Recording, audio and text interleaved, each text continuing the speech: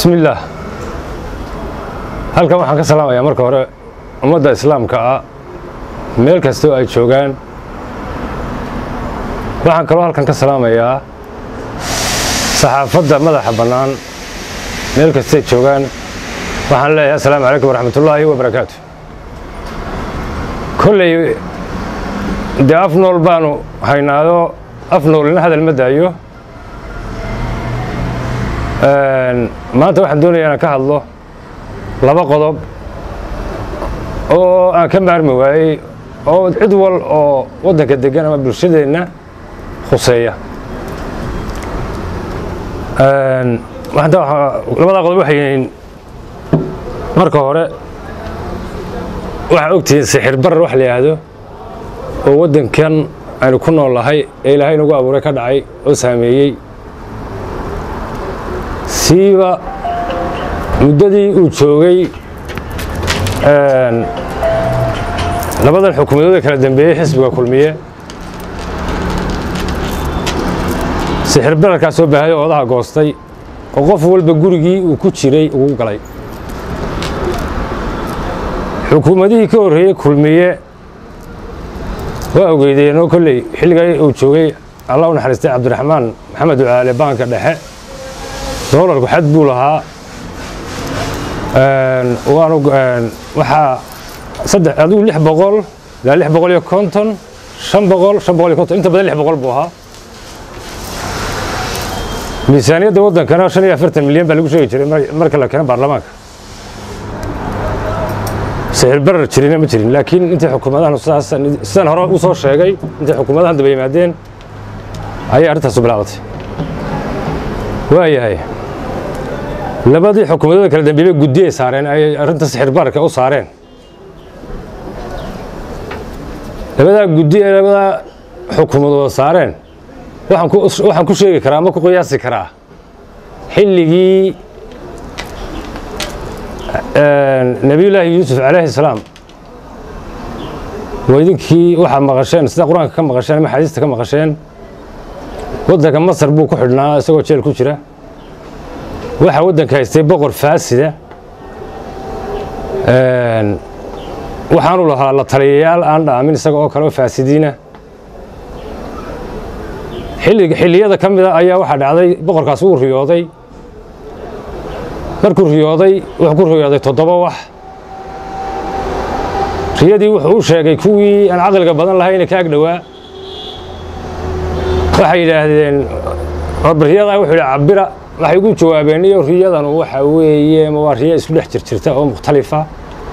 riyo la cabiri karo maaha. waxaasoo kale lama cabiri karo. marka hadalku dee waa iska arrin sharci oo la yaqaanaa. riyadii waxaa cabiray nebi yuusuf oo ilaahay gacantiisa ku badbaadiyey waddankii markaa dadkii ku noolaa bariga dhexe iyo dee mantaqadaaba. guddida ay labada xukuumadood saareen horta waxaa laga eegayey inay laba mid noqoto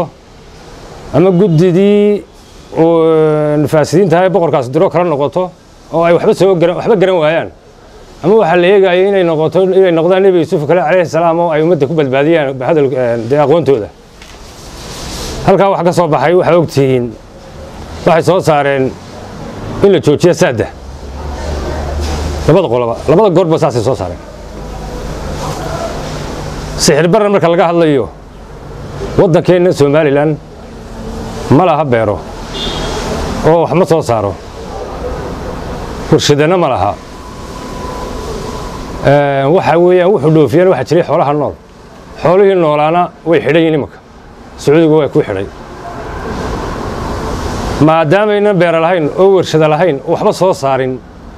waxaa jirta waxa weeyaan doolar baa wax kasta lagu soo iibiyaa oo ganacsatadu waxay debadaha kaga keenaan waa doolar. lacag doolara bay kaga keenaan oo qalaad. somalilan waxba laguma soo iibiyo. xaggee haddaba doolarkii laga keenayaa baa taalla. mase mareen guddida iyo xukuumaduhu siiba tan kabtan muuse ma martay waddadii loo mari lahaa in la xakameeyo sixir bararka. su-aashu waxa weeyaan dadweynaha ayaa la weydiinayaa, xaggaygana waa maya. waayahay marka ay dawladdii ama xukuumaddii markaa jirtay ku qaadayso doolar cashuurta ee aan somalilan wax lagu cashuurayn hadday tahay cashuurii beriga hadday tahay dekedii berbera waa ogtihiin DP World inay lagu wareejiyey badeecadda ka soo degtaa doolar laynagaga cashuuro weliba Dubai lagu shubay iyo Abu Dhabi oo aanay waddankeena ku dhicin markaa ogtihiin in ay dowladdu soo samaysanayso koontoonero lacaga oo 1,500 labadaas oo suuqa ku soo doonayso oo iyada lafteedii doolar sanayso doolarka xagee laga doonayaa ma yahay in la joojiyo $100 wixii ka yar oo ay dadka masaakiinta shaxaad isugu diraan waddadii loo mari lahaa in lagu xakameeyo sicir bararka xaggayga waa maya waxay ka dhigan tahay miskiinka ayaa wuxuu horta leeyahay muskil la furo ama qodob oo waxa weeyaan haddii ay odhan lahaayeen oo kabtan muuse odhan lahaa waxaan joojiyey waxaan la wareegay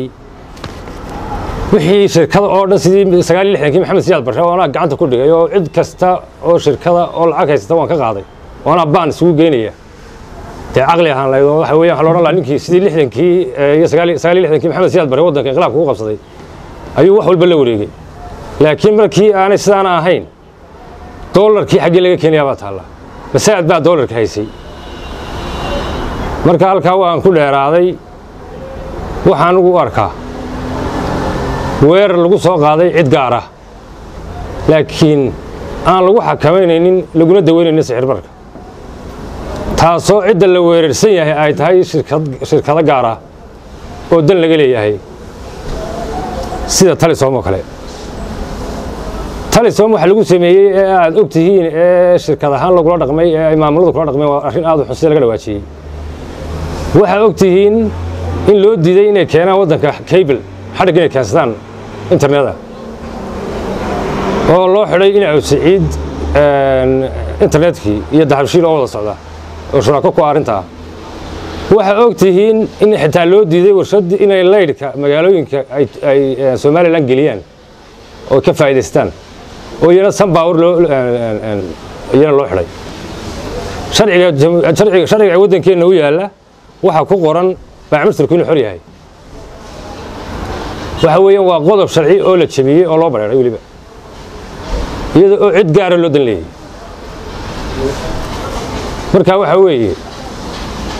waxaan u sheegayaa kabtan muuse iyo xukuumaddiisa horta iyo guudidiisii faasidka ahayd oo dirtayba dadku indhuu leeyahay dee ma indhana wuu leeyahay dhegana wuu leeyahay waanu idan arkayaa waanu idin soo eegayaa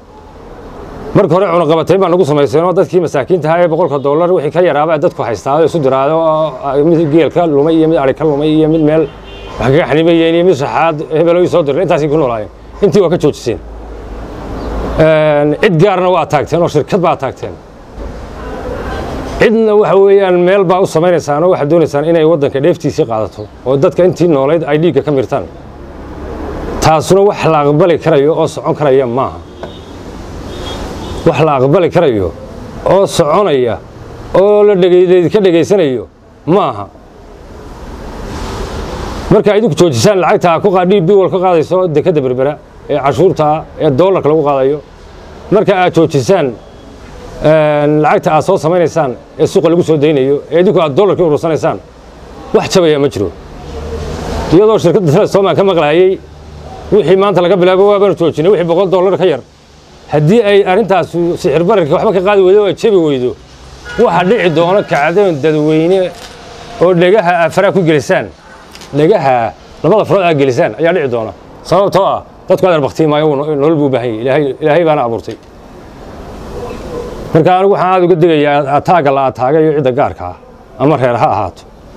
ama shirkad gaar ha ahaato ee qawaaniintii iyo sharcigii meel laga dhacayo bilaadanka u yaalay waxa weeye ayaan ka digayaa waxaan leeyahay arintaa wax loo dulqaadan kara maaha inay siciid iyo dahabshiila iyagu waddanka isgaarsiina ka ahaan maayaan xawaalad Talisomna meesha laga saari maayo iyo shirkadaha kale ee loo dan leeyahay wax dhacay oo la aqbali karana maaha cidii ka aqbalaysa ee arinta ay marin karaan ha mariyaan taas waa taa intaas kaga tagayaa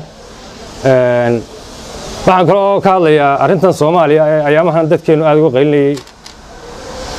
waxtaa waxaan ka leeyahay dalkan aynu ku noolahay Soomaaliland baa leeyahay dagaal badan baa loo soo galay ragii dagaalka u soo galay kamid baan ahaa adeerkay baa ku dhintay walaalkay baa ku dhintay in adeerkay baa ku dhintay cid kasta aniga ayaa ka qayb galay oo awal oo aakhir waliba ragii ugu badnaa kamid ahaa lama barino de waxa weeyaan wadanka dawlad isku dilay oo waynu kala dhacsanay hase yeeshee inaga ayaa haddana isii qabsanay oo is afduubnay taa ku dheeran maayo halkaas kaga tegayaa laakiin waxaan uga socdaa uun weli maan maqal inta aan tiifiyada daawanay idaacadda daawanayay magaalo ka tirsan magaalo koonfurta Soomaaliya ka tirsan oo dadkeeda ama odayaasheeda ama shicibkeeda ama dumarkeedu ay leeyihiin Soomaaliland dooni mayno iyo Soomaaliland waanu doonaynaa midna maan maqal oo mudaharaadayaan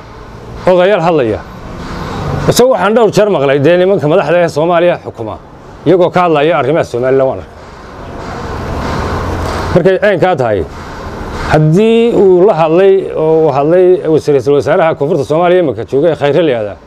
ama uu madaxweyne farmaajo ka hadlay arrinta waxay ahayd madaxweynaha imaka Soomaaliland xukuma ee kabtan Musubiix uu jawaabo si kooban ugu jawaabo waxaan mooday labadan korneel imaka wadanka haysta inay yihiin de nimankii jabada hay soo dagaalamay oo niman adag yihiin oo de aan cidna ka baqanayn oo de maartay isku kalsoon laakiin waxaad moodaa nimankii ay baqeen oo ay aad u kurbanayaan oo kurumbaynayaan waxaan idinku oran lahaa halkaa war nin walba ninkii la leebel u jawaaba dumarkii caruurta oo hinta way weyda ka daaya maxaa dumarkii caruurta loogu hinaya ma dumar iyo caruur baan la hadlay hadda dadka wax u haystaan agaha inta dhulka ku adkaysaan wixii loo soo dagaalamay idinka gacanta ku hayee ku xejista oo meel mariya ayaan idinku oran lahaa laakiin dadka Soomaaliyeed koonfurniga xaga aflagaadada iyo caruurta iyo dumarka la isku dirayo waxa laga daayo qodobkan taasaan oran lahaa inta waxaan ku soo gunaanada ku soo koobaya war dadku uu soo dilay ilaahay baa dadka shaydaan baa isku diray ama koonfur haato ama waqooyi haato kii inagu aynu iska dilay haddii la soo qufo xabaalihiisa kuwa inaga yaala waa lagu fi doonaa haddii xabaal quftaan marka anigu waxaan leeyahay anigoo Soomaaliland taageersan oo ka soo horjeedin sidaan adigu u dhaqmaysaa Soomaaliland bay ceeb ku tahay haddaad tin korneelada marka aad caga dhul ku xejiya aad baan salaamaya